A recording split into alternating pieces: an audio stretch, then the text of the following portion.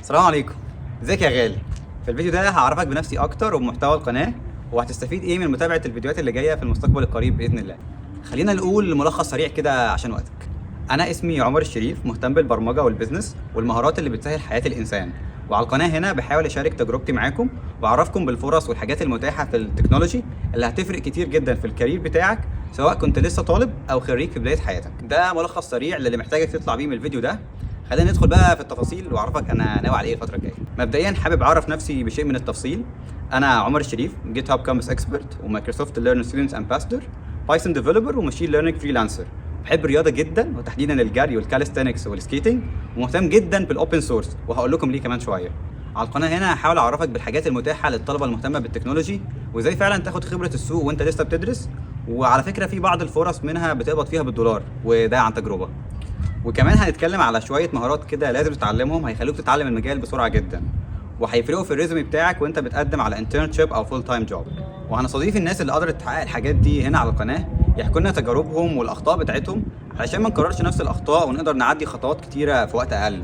وعلى فكره الناس دي طلبه لسه في الجامعه زينا، او فريش جرادويت، يعني لسه سنه او اتنين بس بعد التخرج. وهنتكلم على لينكد ان والريزمي والفريلانس والهاكاثونز واهميه الكوميونتي، وخصوصا في بدايه رحلتك. وهوريك ازاي تتعامل مع الحاجات دي صح من بدري وانت لسه بتتعلم، عشان تبقى زي الناس الناجحه اللي هناك دي. على فكره ما لحقناش نكمل تصوير امبارح، فلو حسيت الاضاءه لاسعه شويتين كده معلش استحمل، او ما تستحملنيش عادي. وكمان عايز اوضح حاجه، انا هنا مش بشرح برمجه، مش ده الغرض بتاعي اصلا، لان في ناس اوريدي بتشرح وبتشرح حلو جدا ما شاء الله، ربنا يبارك فيهم. ولكن انا بحاول اخرجك بره دايره الكورسات والتعليم عشان تنزل تشوف الواقع فيه ايه. بس ده ما يمنعش ان في بعض الحاجات المهمه هبقى اعمل لها ملخص في السريع كده نظرا لانك هتحتاجها جدا لو قررت تثق فيا وتجرب اللي هقولك عليه. وكمان هرشح لك كورسز ويب سايتس انا استخدمتها عشان اتعلم منها، يمكن ده يساعدك لو محتار في ريسورسز لموضوع ما. واخيرا هنتكلم على الخطوات اللي انت محتاج تعملها علشان توصل لشغل، سواء في مصر او ريموتلي مع شركات بره بالدولار.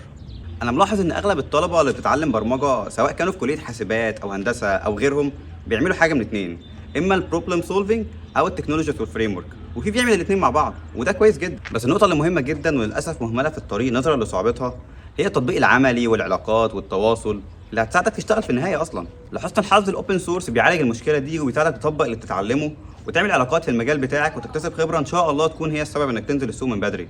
وكنت عملت فيديو عن الاوبن سورس من فتره تقدر تشوفه وتفهم اكتر. ولو لسه مش عارف، فانا الفتره اللي فاتت كنت بجمع تيم من الناس اللي خلصت جوجل سمر اوف كود وام ال اتش فellowship عشان نعمل كوميونتي يساعد الناس اللي بتتكلم عربي يستفيدوا من قوه الاوبن سورس، وهنعلن عن التفاصيل قريب جدا ان شاء الله.